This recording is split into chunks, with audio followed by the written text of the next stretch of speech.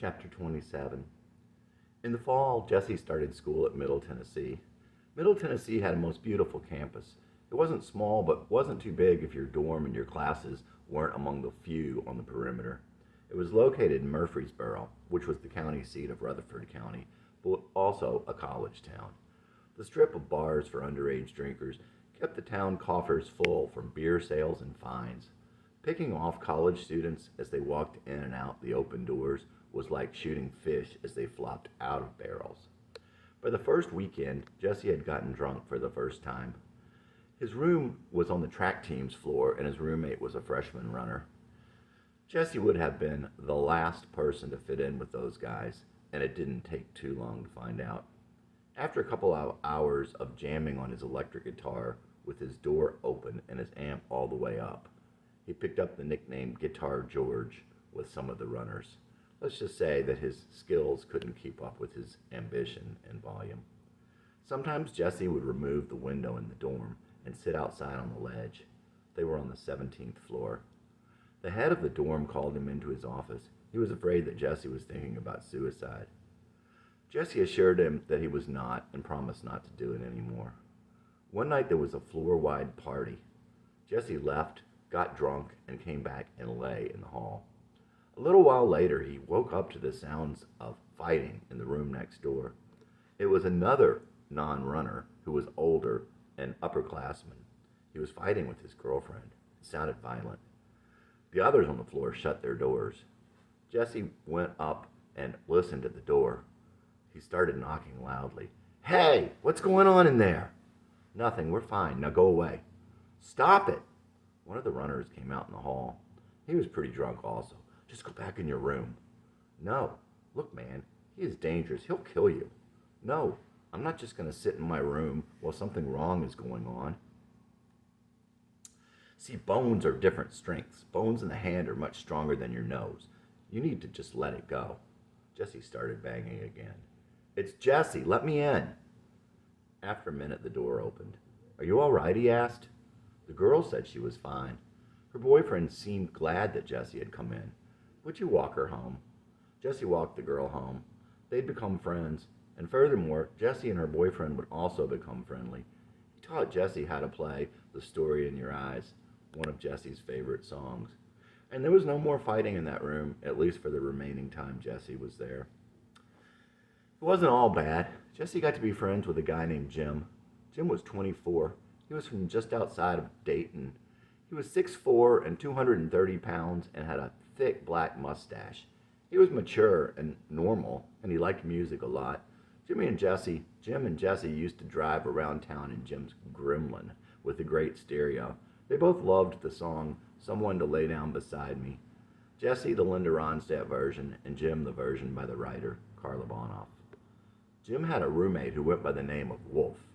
Jesse never saw Wolf with anyone else. He was a tall, thin, nice-looking guy with a black mustache himself. Jesse would later wonder if Wolf was gay. First, he turned him on to Michael Franks when they'd sit around smoking his weed. Second, they were making up fictional characters, and when Jesse said, "Are you gay?" Wolf said, "No, are you?" Third, he went by the name Wolf. Enough said. Another good thing was Caitlin Hayden. At the time, Jesse thought she was the prettiest girl he had ever seen.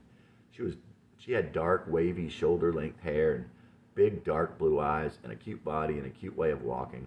She had a really sweet, soft voice, was nice to everyone, and she wore jeans and a light blue Oxford cloth button-downs.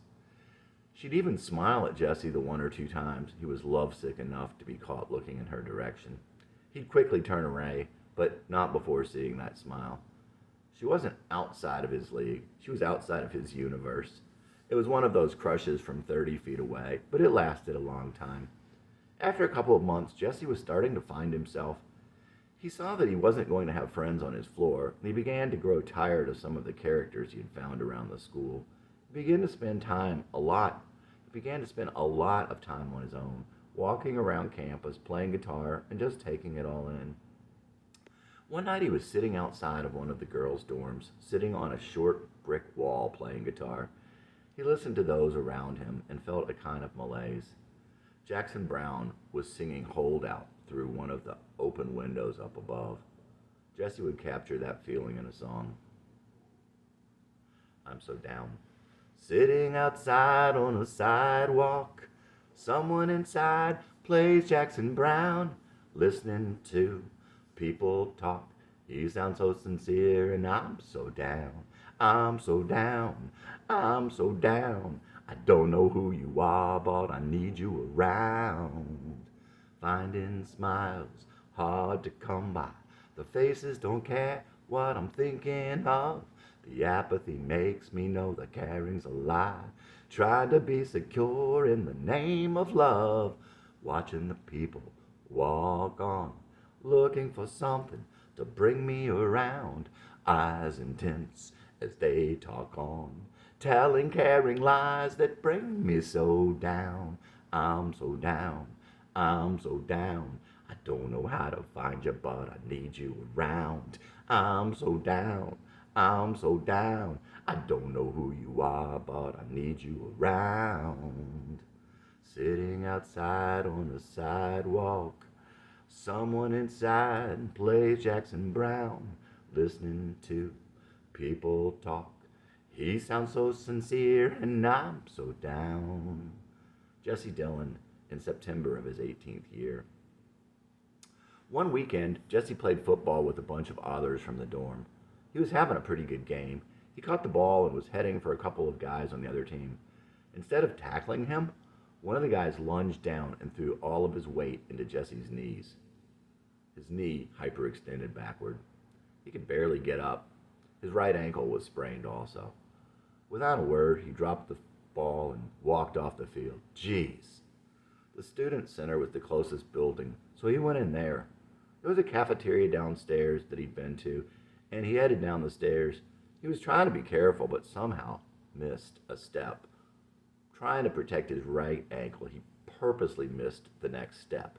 Then came 5 or 6 more, and he landed on the left. He landed on the side of his left ankle, all his weight twisting that ankle badly. Jesse hobbled into the grill, got a drink, and sat at a table with a hippie guy who was playing guitar. Dirty and stringy, the guy who plays Dungeons and Dragons, not really Jesse's type, but it was a new experience, and Jesse was open to all kinds. Not always a good idea. After a while, there were a couple of other guys sitting at the table. One was the hippie's roommate, an older guy who went by Kuda and had been a boxer in his previous life. People like that would end up in college for a semester, stirring up the chemistry and then leave. The hippie was espousing the greatness of the Bay City Rollers. Those guys suck. You better not, said the hippie. Well, there's just nothing to that stuff. Shut up, said Kuda, now standing over Jesse at his side. Jesse looked up and said, come on, those guys aren't any good. Bam! Kuda had hit Jesse square in the nose, breaking his nose where Jesse himself had broken it before. His leg was on the table, holding him stable, so there was no give in his body when he was hit. Jesse just sat there. Might have blinked once. Blood started pouring. He took a couple of napkins. No one did anything. Kuda didn't even leave. No one at a nearby table came to see if he was okay or to tell the others to leave. Hey, if you're gonna bleed, do it outside. Finally, there was that comment from another table. After a while, Jesse hobbled back to his dorm. By the time he got there, he was a little woozy and out of it. What happened to you? I fell down some stairs. The RA, a really nice guy, not a runner, didn't really buy it. He got his car and took Jesse to the hospital.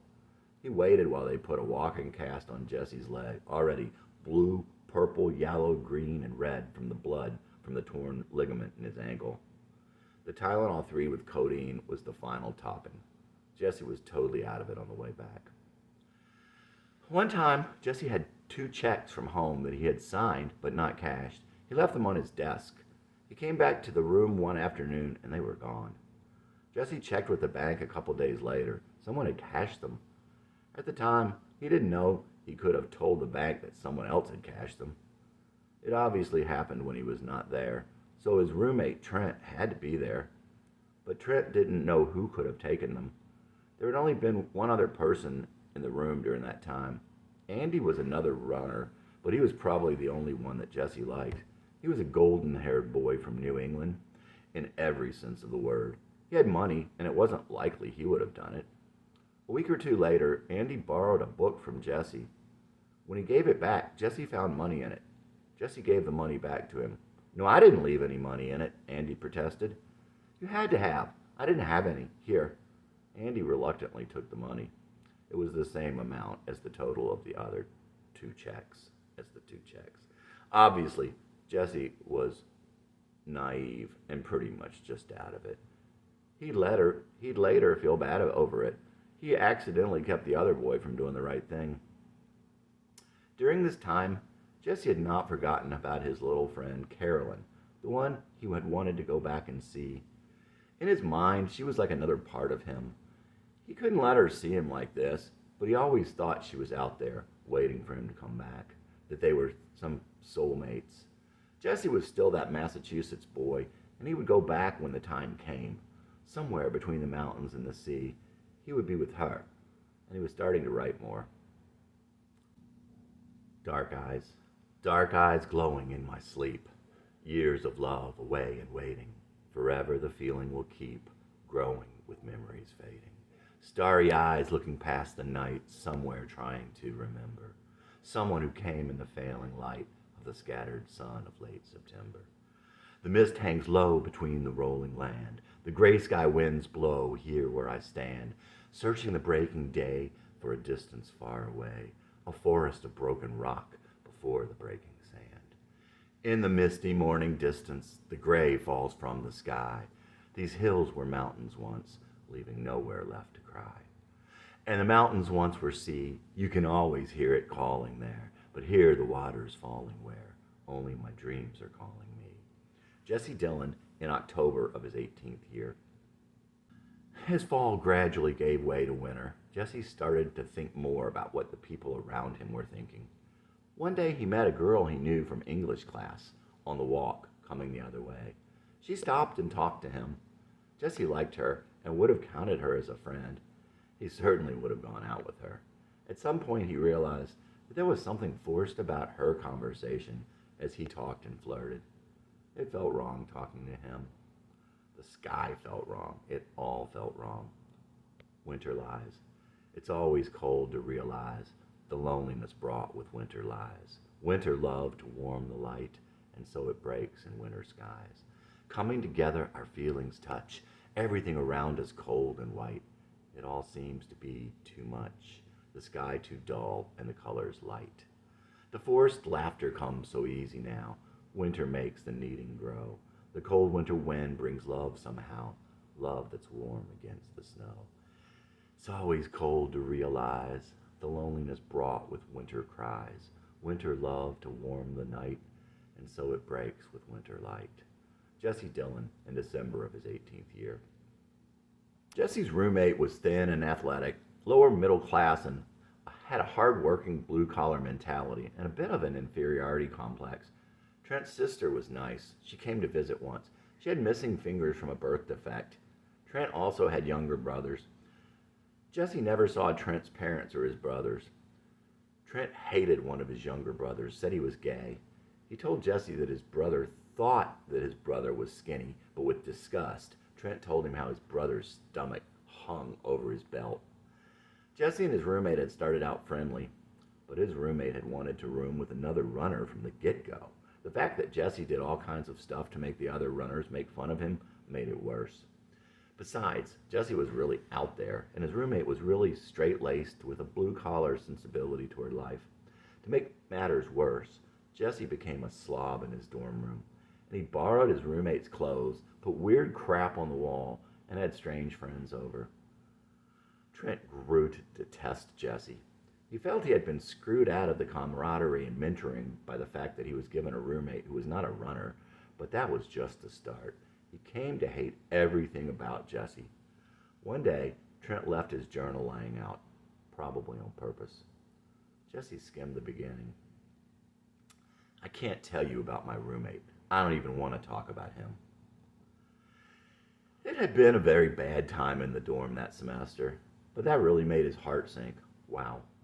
Jesse went down to see about getting switched out of his room for the next semester. All wasn't bad in Jesse's first semester at college. His classes went well. He ended up with all A's. He had friends in his classes and was starting to make some friends around campus. Some of them out there, but some good folks also. By the end of the semester, he was starting to calm down and becoming a little more normal. Christmas break was nice in spite of the fact that Jesse had to come to grips with how weird and how stupid he had been, and had to come to grips with all the things that had happened to him. Jesse and Rick went out to a party at a big hotel on New Year's Eve. They were drinking, but Jesse was pretty sober this time around. You see that cute girl over there? Yeah. For $1, I'll walk over there and kiss her when the clock strikes midnight. Sure. Rick wasn't having it, but he handed him $1 anyway. Jesse made his way over to her side and smiled at her when she looked at him. A few minutes later, as midnight approached, he moved even closer. Right as midnight came, Jesse stepped over to her, wrapped his arms around her, and gave her a long, sweet kiss. When it was over, he walked back over to Rick, and they left. Chapter 28. In January, Jesse moved his stuff to his new dorm room in Thorne Hall, across the street from the rest of the school. It was the only dorm available, and furthermore, they had tripled up some of the kids there. His new roommate John was a sophomore from Nashville, and Lee was a freshman from Southern Tennessee. Lee was a soft-spoken Christian who played guitar and talked about God. He and Jesse and Lee didn't really hit it off, but it was probably Jesse's fault. One day, Jesse asked John how many people he had saved. Jesse would be sorry for that immediately after, and for a long time. John moved out soon after, but they did become friendlier after he moved out. Lee would have been better off if Jesse had been the one to move out. Lee was really quiet, tall and thin. He had big hearing aids and a thin mustache. Lee was totally devoted to his family and his younger sisters. He drove 80 miles down to his hometown to watch his sisters play basketball every time they had a car, at 120 miles per hour in his late 70s Monte Carlo. And Lee was really homesick. Lee took to Jesse, but Jesse would change. Jesse continued to hang around weirdos in addition to the normal folks. At this point, he still had no clue that you had to be discriminating. People who seem like bad news usually are. It may not be their fault, but they will bring you down with them. That's one of the 3 things he would eventually learn in life, but didn't know then. Years later, he would write them down. 1. If something seems like a turd, it probably is a turd. That's why everyone else is leaving it alone. Yep, 1 time in 100, you may have missed kissing a prince or a princess, but that means that you also avoided kissing 99 turds. It's like alcoholics.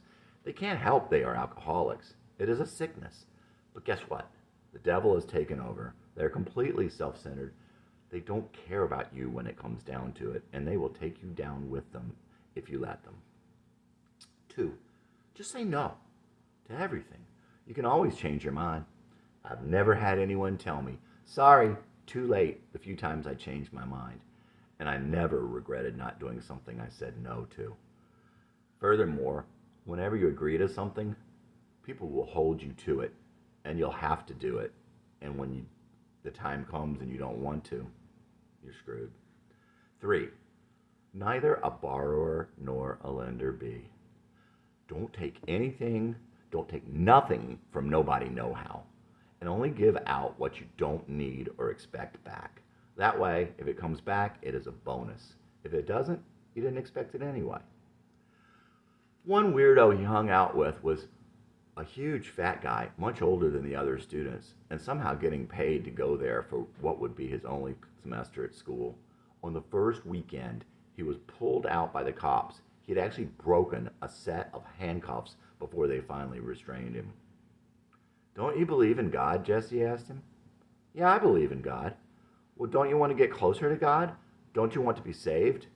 Too late for that. I've done a lot of bad stuff. I've killed people. But God can forgive. God can turn you around. Jesse believed this even then. Yeah, I'd like to sit up in heaven and smoke a big doobie with God and ask him about stuff, but that's not going to happen. Jesse wouldn't remember any other conversations with that guy, but would never forget that one. The other kids there were a little offbeat but nice. Somehow Jesse picked up the name Podge at Thorn Hall. Their whole floor got along great. As the weather warmed up, they would all spend sunny days laying out in the back, music blaring from the windows above. The rock radio station, Led Zeppelin, whatever, usually rocking. Jesse continued to be Jesse continued to be smitten with Caitlin Hayden, which probably kept him out of a whole lot of trouble. And somehow, in spite of further craziness, Jesse got all A's again and completed his freshman year. He had also grown maybe 2 inches and put on 30 pounds. That summer was another good one. Jesse's life seemed to be heading in the right direction. He and Rick got jobs at a new Godfather's pizza place that was opening up down the street. They did all the hard work getting the place ready to open, along with a boatload of other people. Unfortunately, the restaurant never intended on keeping them all. One of the chain's managers had come in just to get the new restaurant set up. At the end of their opening night, the manager posted a bulletin calling for an early morning meeting the next day. Jesse and Rick hadn't seen the notice. When Jesse saw Rick the next day, Rick told him that they had both been fired. Jesse then got a job at a pizza place with his old friend Blaine. Jesse should have avoided Blaine like the plague, but didn't know any better at this point. Not that it was Blaine's fault, just that it was a bad combination from the beginning. This was yet another job that Jesse sucked at, but they put up with him that summer. One thing that Jesse would take away from this time there was some advice from a cute little older girl who worked there. Jesse, never marry anyone until you see how they are around their families. She wished she had seen her ex around his family. She would have known exactly what she was in for. Now she was in her mid-20s with a child and an ex and a job waiting tables at a pizza place. Not many people who saw Jesse with his family would have married him either. Several of them went out drinking every night. One night they went to the Whiskey in Jesse's Jeep. Underage kids would gather there, leaning on their cars in the parking lot and drink. Jesse was sitting in the driver's seat when a girl walked up and got in next to him. Jesse started the Jeep and drove off with her. It was almost like a kidnapping, and it definitely seemed too good to be true. He found a school and parked there. He wouldn't remember her name, but she was the third girl he had ever kissed. That summer, Jesse and Blaine would sometimes go out to the railroad trestles that crossed a big valley in nearby E-Town. Out past civilization, up a dirt hill, rose the great concrete pillars holding up the railroad tracks that span a half-mile valley. Many kids had been killed up there as a train surprised them coming over the hill, and a goat man was rumored to live there. One night, Jesse and Rick ran across the trestles and walked all the way home after they saw cops coming up the hill. Another time, Jesse and Blaine went there with a girl they knew from the pizza place.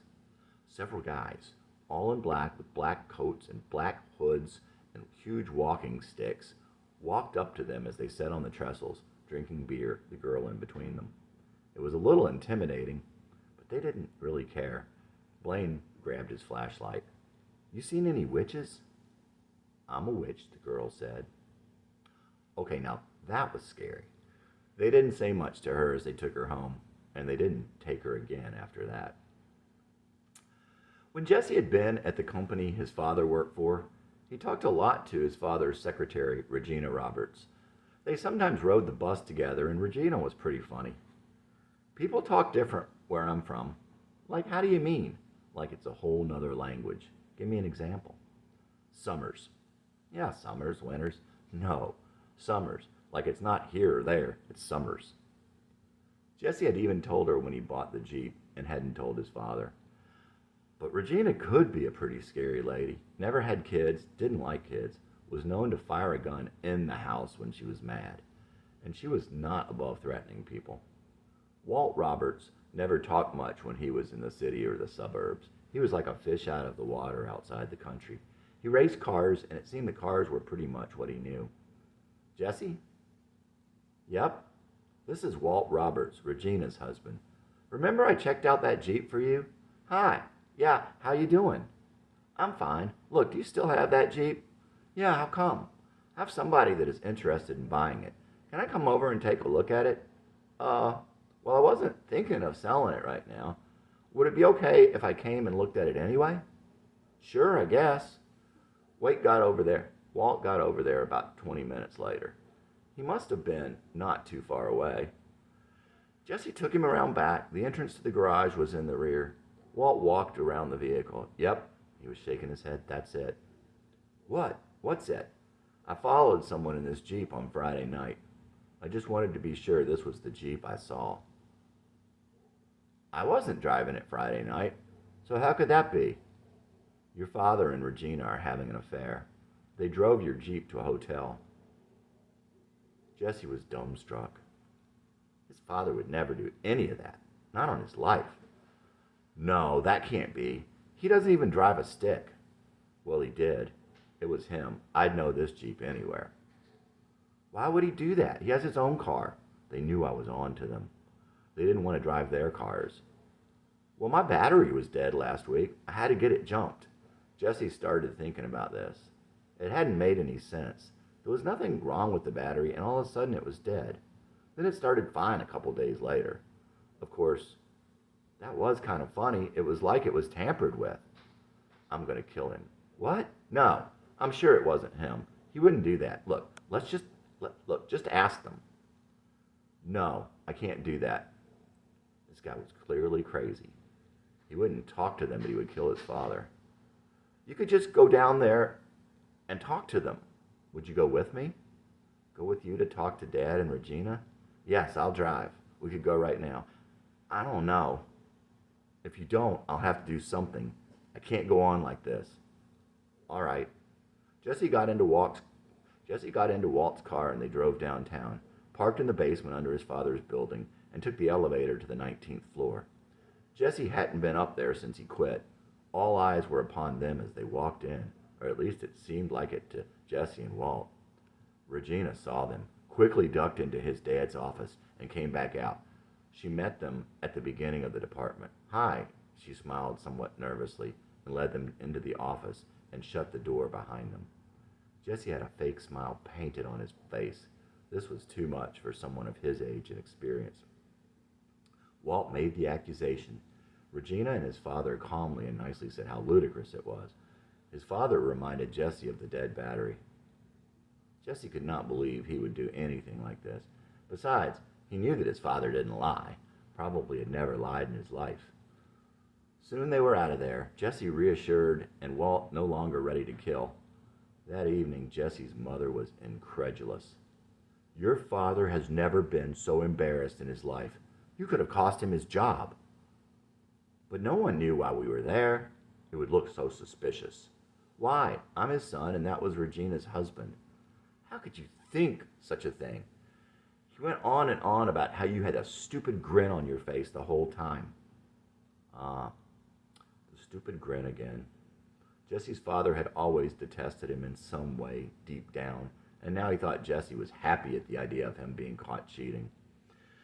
In any event, Jesse thought the idea of his father having an affair was ridiculous, and it never crossed his mind again.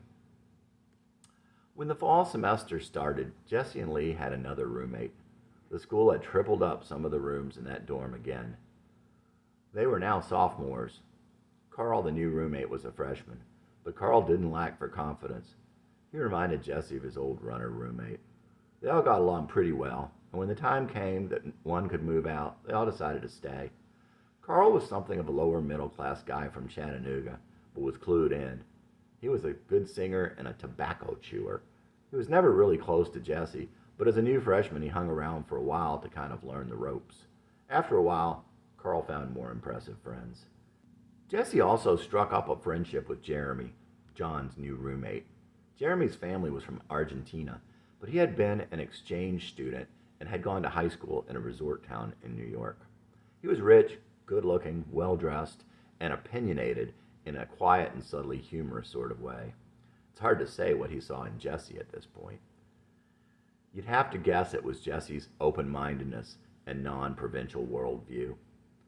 The first day in the cafeteria that year, there were a couple of cute young girls behind Jesse in line. He was making fun of the food. Their eyes were open pretty wide, and they were laughing. The three of them sat together. Sandy and Tori were freshmen. It would turn out that they were both in the school's Christian fellowship, but they didn't talk about that first day. Sandy was a skinny little brown-eyed coal miner's daughter from a small town in western Pennsylvania. She loved to socialize so long as she could be in her bedroom slippers by 10. But most of all, she loved and missed her family. Sandy and Jessie would talk about peppermint patties and Coke, and they'd become best of friends. Sandy would have feelings for Jessie at some point, but she would have had a hard time saying when and how much. Jessie had an idea, but he never knew for sure. Jessie would like Sandy too, but those same things applied doubly to his feelings. If their feelings ever coincided, they were too shy or too scared to see. Tori was from around Chattanooga. She had thin brown hair, was cute, but not all that. Maybe small up top, and had a tendency to spread. She was probably born to be a mom. She was sweet and a true innocent, and she liked AC/DC. Jessie could never figure that out. Jessie would recall what a redneck boy would always say about Tori as he would leave their table. She's marrying material. Shortly thereafter, Jessie also met a girl named Summer in the cafeteria. Summer was from Barron County, Tennessee, and she had big frying pan brown eyes like a cartoon girl. Sometimes her eyes were huge when she was angry, which was often enough, or freaked out, which Jessie could also inspire. Jeremy called her Lollipop, because once she had just gotten her dark hair pinned, and it looked like a big round lollipop on her skinny lollipop stick body. Only her hips broke that image. But there was something about her wide-eyed innocence, and Jessie quickly developed a crush on Summer. She seemed to be even more awed and enamored of him than he was of her. She was amazingly naive, but Jessie was still no match.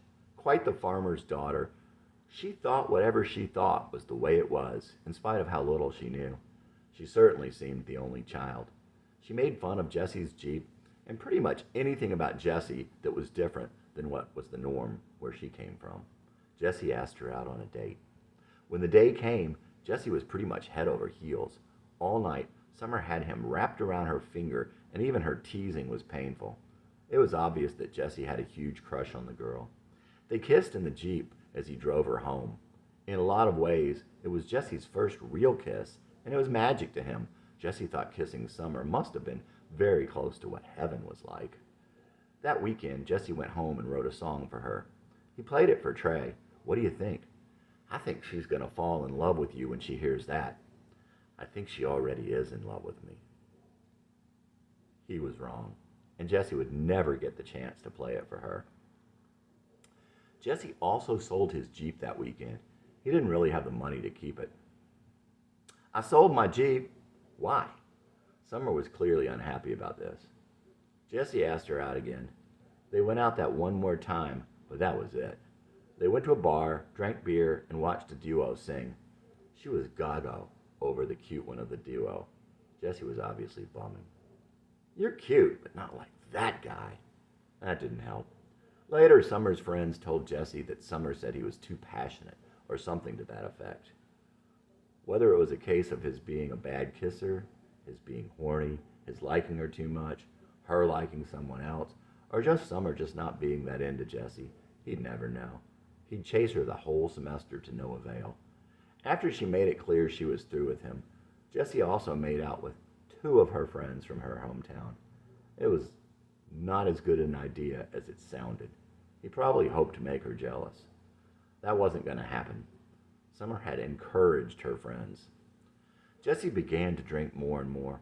One night, Jane, a girl from one of his classes from his first semester, invited him over to drink pure grain and lemonade. Jane was somehow friends with Summer, otherwise he never would have gone. Jane had really short, curly, platinum blonde hair. She was kind of nerdy but outgoing and a little boyish, but not in a cute way. All of that was the worst possible combination to Jessie. She was kind of gross and intimidating to him. She always seemed to be telling him more than he wanted to hear. Little did she know how naive and closed in his mind was in so many ways.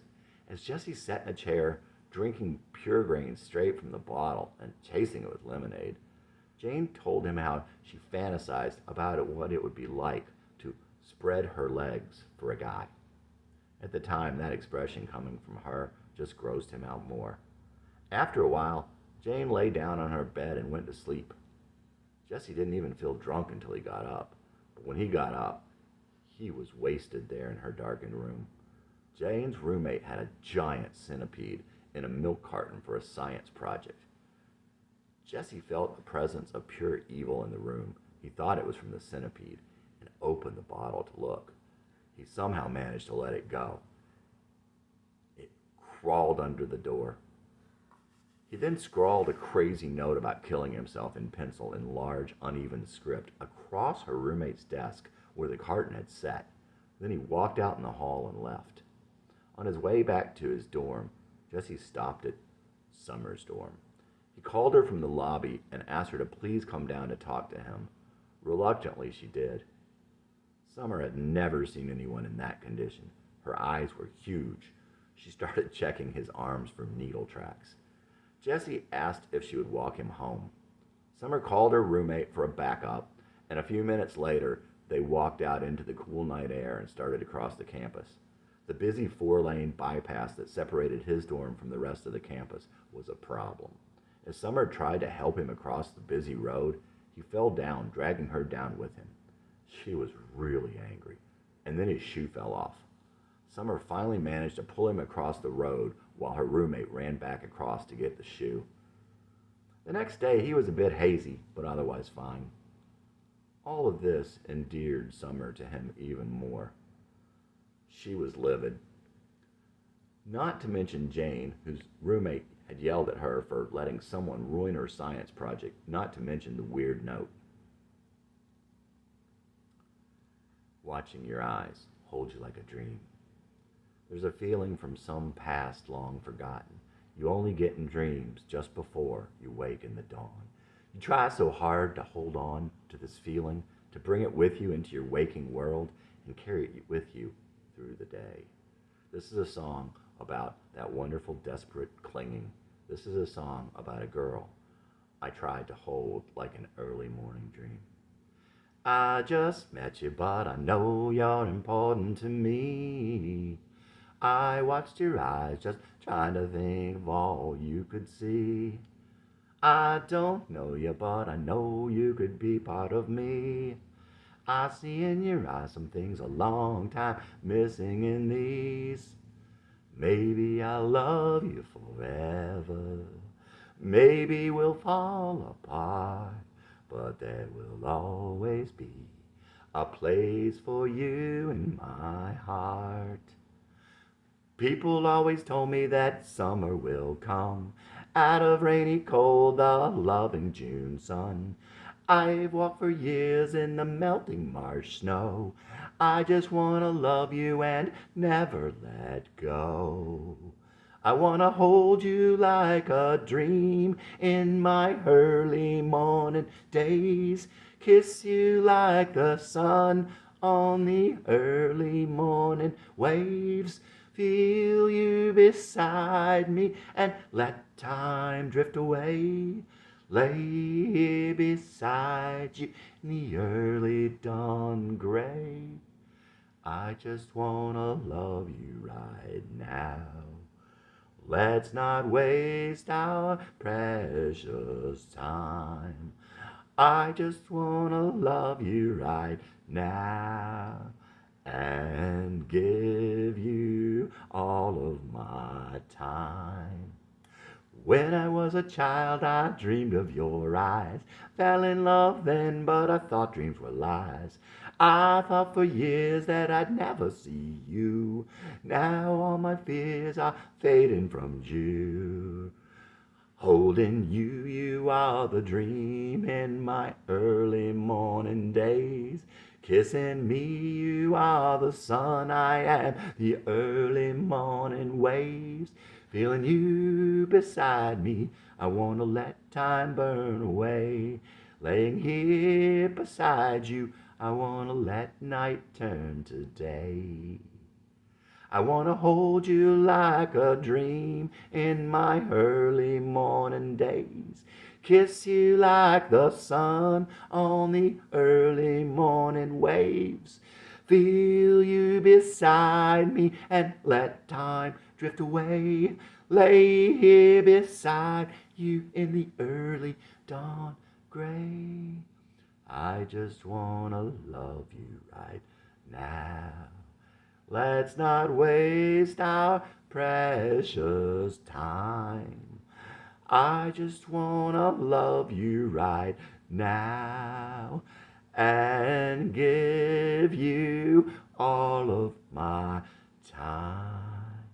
Jesse Dillon in September of his 19th year. It's over.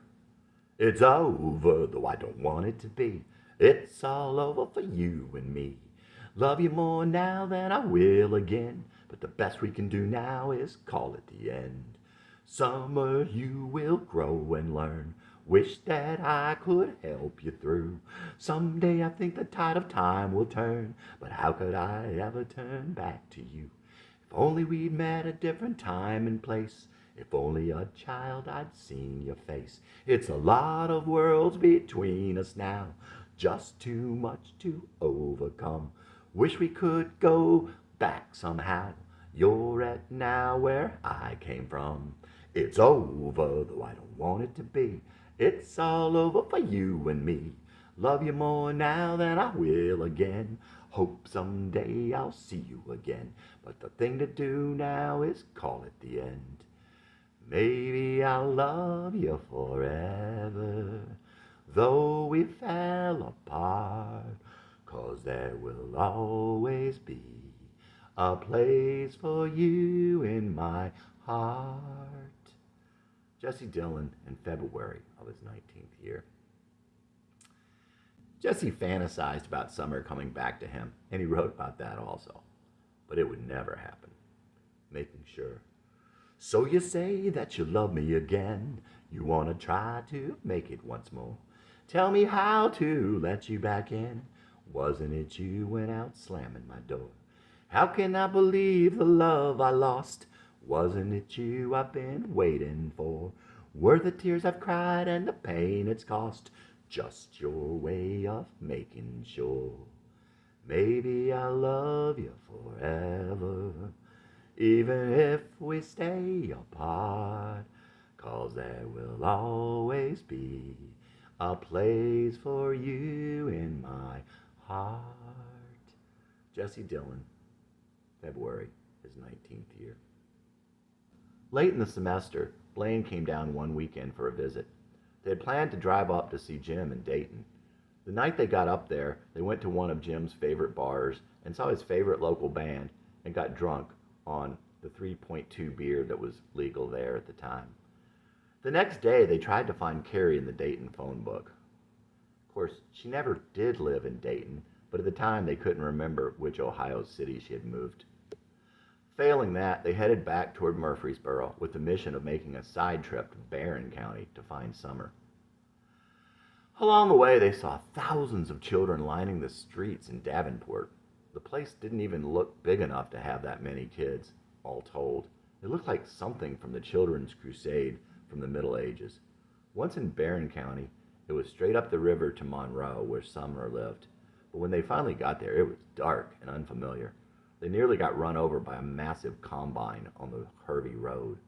They gave up looking for a phone and turned around.